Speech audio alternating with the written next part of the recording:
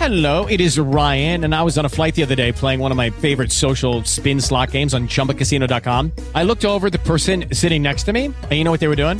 They were also playing Chumba Casino. Coincidence? I think not. Everybody's loving having fun with it. Chumba Casino is home to hundreds of casino-style games that you can play for free anytime, anywhere, even at 30,000 feet. So sign up now at ChumbaCasino.com to claim your free welcome bonus. That's ChumbaCasino.com and live the Chumba life. No purchase necessary. VGW. Void were prohibited by law. See terms and conditions. 18+. With the Lucky Land Slots, you can get lucky just about anywhere. This is your captain speaking. We've got clear runway and the weather's fine, but we're just going to circle up here a while and get lucky. No, nothing like that. It's just these cash prizes add up quick. So I suggest you sit back, keep your tray table upright, and start getting lucky. Play for free at LuckyLandSlots.com. Are you feeling lucky? No purchase necessary. Void where prohibited by law. 18+ terms and conditions apply. See website for details. Previously on the ISFET archives. Wait, you said that I might be able to lead her to another anomaly? Is that true? Are there more like me around here? We are not certain. There could be. The department has released the name and photo of the one surviving suspect, Marcus Baker, age 26, local to Chicago. Huh, Marcus Baker. He looks so familiar, right, Mr. Tribble? Do you think Detective George Bullard would allow you to get close to this individual? I really doubt that. I don't think that police officers are in the habit of letting random people visit recently arrested murderers for no reason. Marcus, this is Emily Swanson. Dude, that's her, man. Marcus, I need you to calm down. Why are you here? Listen, I've never seen you before, and I was in my apartment when you robbed that bank. Wait. Do you feel that? Feel what? Yeah. Detective, this is what the bank felt like. Strange. It's like it's right here.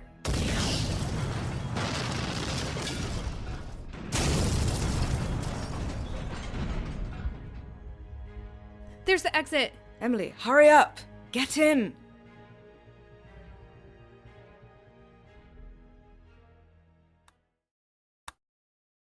ISFET Archives has adult language and violence and is not suitable for children. Listener discretion is advised. ISFET Archives is a Creative Typo entertainment production. If you enjoy this show, we invite you to support us on Patreon at www.patreon.com/Creative Typo. All levels of membership include ad-free listening, and our binge tier includes access to this complete season. Thank you for listening.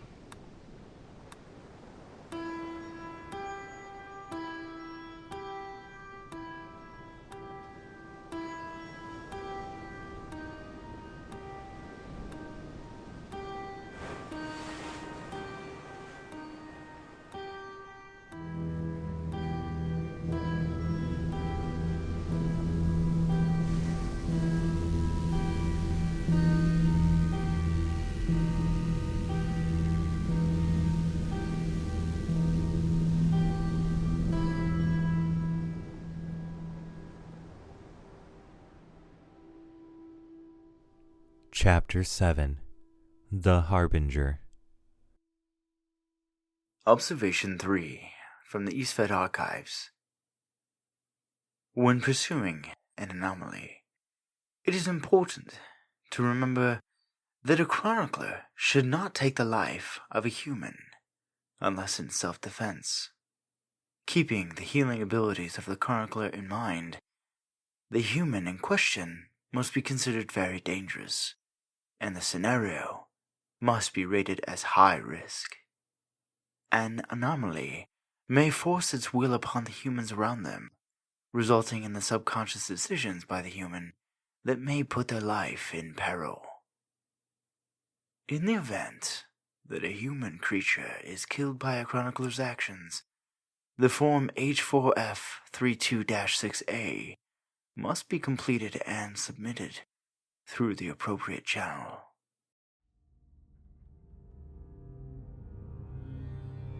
The disaster at the Chicago City Police Department was being reported on news networks across the country. The fractured face of the two-story structure appeared in every major social media newsfeed. Several major politicians gave statements conveying their sympathy for the 23 lives that were lost and the dozens more that were injured. Multiple sources estimated that facility repair costs were well over the $1 million mark. These estimates did not include the damages done to vehicles and property outside the station, or the medical expenses incurred by the dozens of injured civilians and officers. An investigation had been opened to assess the liability of the company that had owned the fuel truck and had employed the now-deceased driver. September checked for any new notifications on his phone and found none. Frustrated, he twisted the volume knob of the radio to silence the news reports. This earned a scowl from Hastings, who had been listening intently to the broadcast. I am sorry, Hastings, but I am exhausted. I worked 9 of those deaths, and I need some time to recover. I understand. The use of your ability is not something that I can relate to, but the toll it takes on you is easily identifiable. Can I bring you anything? Some tea, maybe? No, I'm all right for now. I simply don't want to listen to the radio at the moment. Understood. Aside from being exhausted, how do you feel? I'm angry, Hastings, and I'm afraid she still has not called. If it helps to alleviate some of your emotional turmoil, it appears that she hasn't gone too far from the city. She's only a couple hours away, in Wisconsin. I am currently tracing the GPS on her smartphone. Is she still in the same place? Yes, she has been at the same location for the last 37 minutes. Phone location status is refreshed every 60 seconds. And you will be alerted if she leaves that location? Yes. September. I do not believe we can delay much longer. If Marcus is another anomaly, and I'm certain he is, the two of them could cause catastrophic damage. It is our duty to separate or eliminate them. Hastings, we have spent all this time and energy fostering the trust with Emily. We cannot just eliminate her now. We would have to start from scratch with another qualified candidate, and who knows how long it would take to identify one of them. I know that this was not our original plan, but there is no possible way for us to control that much ISFET. We weren't even confident that we could manage it with Emily. We certainly cannot contain 2 of them. Well, what if we split up? You take Emily, and I'll take Marcus someplace safe until we can sort all of this out. You know that cannot be the case. We must stay together. A chronicler must have a guide with them when in the presence of an anomaly. You know this. It's really frustrating how you pick and choose which rules of the chroniclers that you'll abide by. This one is important. I know. It's getting hard for me to plot this course. We have to separate Marcus from Emily. Maybe she will be okay with our course of action after we explain things to her. Emily will not be okay with us murdering Marcus. Marcus is an escaped prisoner. A quick call into law enforcement from an anonymous source may resolve our issue. And what would happen if we sent armed officers to a location with not 1, but 2 anomalies? A bloodbath. A bloodbath. This is why I'm telling you that we must eliminate them. We can vet Marcus first, but we need to be prepared for the fact that he is likely another anomaly. Why are you so certain he's another anomaly? We do not have many cases of multiple anomalies coming together. The Chronicler's pattern brought us to Chicago to find an anomaly. There's no reason that the Chronicler's pattern did not recognize the 2 here at the same time. In addition to that, there was the incident at the bank, and then the devastation at the police station. I'm simply saying that there's room for error, right? Yes, of course there is. But with the data that I have, an error seems unlikely. You said it yourself. When you entered the police station, what did you feel? I knew the deaths were coming. I saw the assignments as soon as I entered the building. They were marked. And even if Emily has already tapped, how often have you seen an event that large from one anomaly so young? It's rare. September. I know the thought of losing Emily hurts, but you need to heed my counsel. 2 anomalies is too many. We will not be successful with our objective if there are 2. I hear you, Hastings, but I still don't like it. We have worked so hard, and we're supposed to be fixing things. Not to mention what would happen if either the Chroniclers or the Casadoskia found out. In fact, I wouldn't be surprised if another team has already been dispatched to investigate. And what would they do to us should we be found out? I know. So, as I said, we cannot delay much longer. We must go get Emily back, one way or another. Let me try calling her one more time. Maybe she'll answer. Okay, September. Oh, and Hastings, will you make a cup of that tea you offered earlier?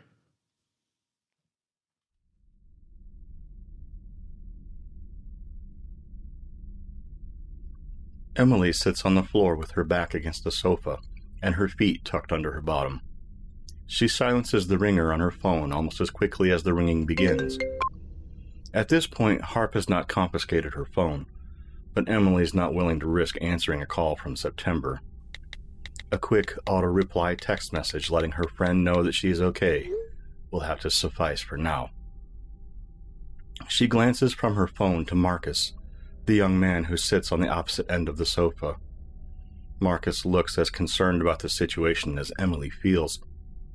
For Emily, this is comforting to a degree. Although the two of them had just met, it is a relief to know that Emily is not alone in her feelings. After the explosion at the Chicago Police Department, Harp had driven Emily and Marcus out of the city. Emily had not done a great job at following the path they took, but she knew enough to say that she was north of Chicago, probably in Wisconsin, somewhere near Lake Michigan. Harp had taken them to a small cabin somewhere out in the middle of nowhere. She was slightly surprised, but incredibly grateful that her cell phone had full bars and survived the events at the police station. It's nice to know that some things can survive around me. What'd you say? Nothing. Why did you bring us here? This property is owned by my company. It's a safe place to lay low from the police. For Marcus's sake. And why do you care about my sake? Because you're connected to Emily, and I thought it would be better to have you with me instead of with the police. How am I connected to her? She thinks you're an anomaly, like me. And what's that? Something not human. A monster. I'm pretty sure I'm human. Oh, fuck me, you're not kidding. No. I thought it was a joke for a while as well. But bad things keep happening around me. I'm beginning to think I am a monster. You're not a monster, and he's not an anomaly. What? Then how am I connected? Emily was right. Sort of. I believe you are something special, but she was wrong about everything else. Her friends probably assume you're an anomaly, but I personally doubt it. And why's that? Marcus, did you see any blue lines running towards your chest from any of the officers or civilians in the police department?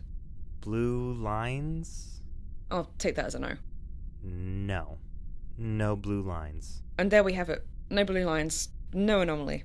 For the record, I didn't see any either. We are both boring old humans. That process seems a little simple, don't you think? Maybe. But it works for me. I didn't always see the blue lines. I just started seeing them recently, so maybe he just hasn't seen them yet. True. But until Marcus does see the lines, I'm not classifying him as an anomaly. Okay. Back to my question then. How am I connected to Emily? I am pretty confident that you're her first Harbinger. Yeah, sure. Harbinger. Why not? You keep mentioning Harbingers. Would you mind explaining what they are exactly? Well, first and foremost, Harbingers are human. So try not to get shot or anything. Yeah, I had no intention to get shot. You won't heal or do anything super cool like that. Like I said earlier, you and I are boring old humans. Well, except Harbingers have a sensitivity to Isvet. Alright, I'll bite. What is Isvet? Chaos. It's sort of like a magic, only without the flashy show. It's what makes me a monster. Not a monster. Anyway, Harbingers can detect an Isvet event before it happens. They kind of act as a warning indicator that an event is going to happen somewhere close. They're super handy to have around. And how do they do that? I don't know. Visions and feelings and stuff. Harp, can you please stop unpacking that bag and focus on our conversation? Marcus and I need to understand what's happening to us, and you're giving us half-assed answers. Okay, sorry. I'm not certain how exactly Harbingers know when things are going to happen. Sometimes they have dreams, other times they have visions. Sometimes the people around them begin to feel an unnerving fear simply by being in their presence. It's not a specific thing that happens every time like the blue lights. In ancient times, they were regarded as priests because they could tell when something bad was going to happen and could help to avoid it. So this is why I saw her at the bank when she wasn't there? Makes sense to me. Seems like you have waking visions, clear ones at that. The longer you two are together, the more control you'll have of those visions, and the further out you'll be able to identify an event. You're honestly really lucky. Some Harbingers have cryptic bullshit dreams that are basically useless. So more stuff like this bank shit is going to keep happening? Like, invisible versions of Emily are just going to keep popping up and randomly killing people? Maybe. I don't know. What else do you know? An anomaly can have up to 4 Harbingers maximum. From what I understand, the Harbingers aren't automatically yours, but after you spend a certain amount of time with a Harbinger, your Isfet connects you to them. After that, they cannot connect to any other anomalies. They're yours. Why does it stop at 4? I assume it's dependent on the Isfet of the anomaly. Maybe 4 is all your Isfet can manage. I'm not certain. Most people only have 1 or 2 Harbingers, though, so I wouldn't worry about that too much. Giving a maximum of 4 seems pretty orderly for something that's supposed to be chaos incarnate. Look, and please don't take this the wrong way, or whatever, but I don't want to be connected to anyone. I've had enough random-ass bullshit over the last 2 days. My brother is dead. I'm wanted by the goddamn police. I just want to go home. I don't think that's wise. Why not? Well, I think you two might already be connected to some degree. To break the process now could be very dangerous for you, Marcus. Is there a way to stop the process? I don't know. I don't think it's ever been successfully stopped before. How can you know so much and, at the same time, know nothing?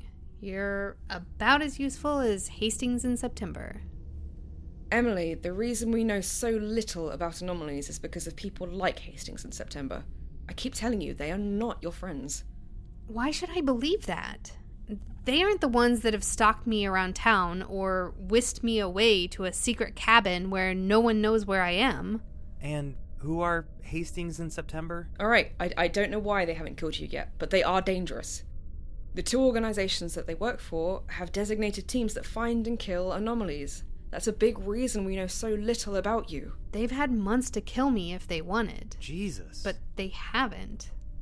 I don't know what their game is, but they will eventually kill you. That's all the Chroniclers in Kasadusky here do. They find anomalies, and they kill them. And if Hastings and September can't get the job done, those organizations will simply send more killers until you're finally dead. Again, does somebody want to explain to me who Hastings and September are? And I'm just supposed to trust you and your organization? Yes, I work for the Contra. And that's supposed to mean something? Is anyone going to answer my questions? We're a group of humans specifically designed to identify, locate, and rescue anomalies from Inhumans. What if I don't want to be rescued? Hi, still here. Why wouldn't you want to be rescued from people who are trying to kill you? Because I don't believe that they're trying to kill me. For fuck's sake, will one of you please tell me who September and Hastings are? They're my friends. No, Emily. They're not. They are the real monsters. Look, I need to make a quick phone call to check in with my organization. Are you two okay in here? We're fine. There's more food and bottled water in the pack. Help yourself. And Marcus, here's a key that should work for those cuffs. I'll be right back.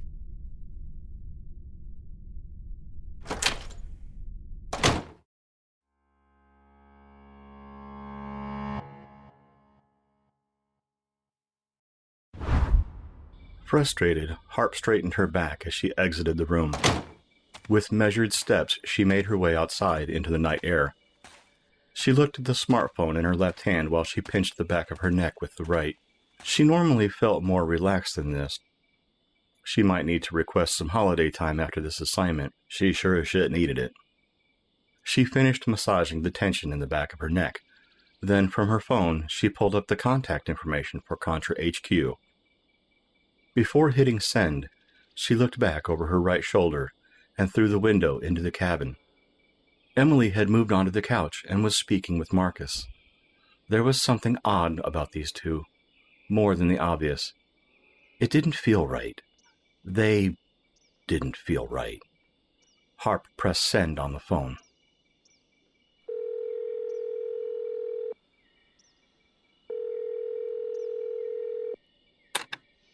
TCO Cleaning Supplies. How may I direct your call?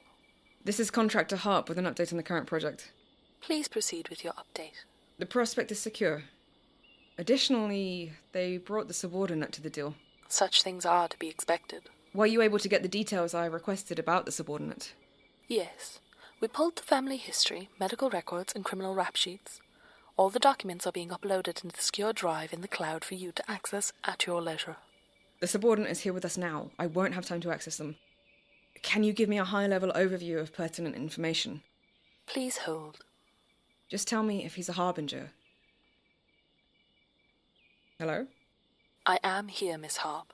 Please refrain from breaking telecommunications etiquette going forward, or your call will be disconnected. Do you understand? Yes. Sorry, I understand.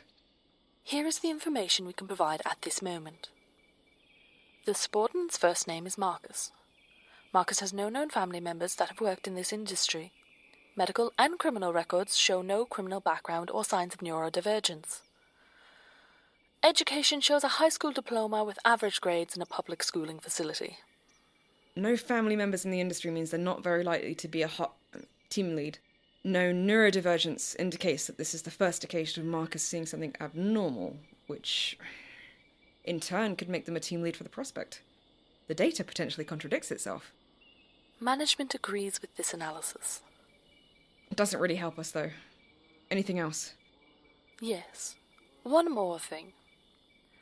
Marcus's listed primary residence is in the apartment complex across the street from the prospect. This proximity is well within the range to develop a connection to the prospect. I'd fucking say so. How did we miss this? Marcus resides with his aunt, who maintains a different surname. And please, refrain from using inappropriate language during this call. Okay. Can you please upgrade Marcus's title from subordinate to team lead? Employee profile changes and title upgrades complete. Thanks. Anything else? Nothing that needs immediate attention. Please proceed with the deal and bring the prospect and the team lead to the TCO Cleaning Supplies facility for a tour and orientation. Negative. I have one more thing to do. What is that? Hastings and September are still active, and will attempt to disrupt the deal. I need to resolve the issue with them before proceeding. Harp. Securing the prospect is the secondary assignment, not the primary.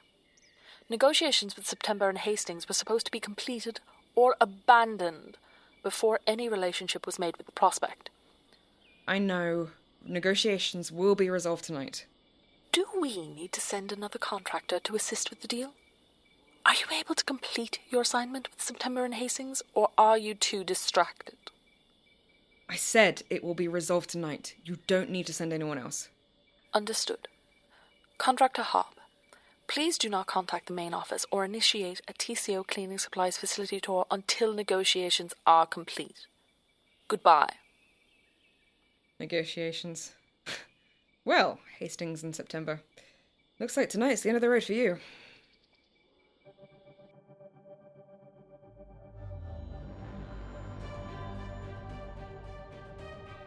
Emily Swanson is voiced by Tisha Zang. Marcus Baker is voiced by Nico Rodriguez. Hastings is voiced by Adam Culbertson. September is voiced by Richard Collins. Harp is voiced by Stitch Mayo. And special guest Helen Edgar as the Contra Operator. Chronicler rules read by Shamas Rodriguez. And narrated by Michael Cole. ISPET Archives was written by Nico Rodriguez in collaboration with Tisha Zang. ISPET Archives is a Creative Typo Entertainment production. Find out more about our show at www.creativetypo.com. A special thank you to Nick Mead, our executive producer from Patreon.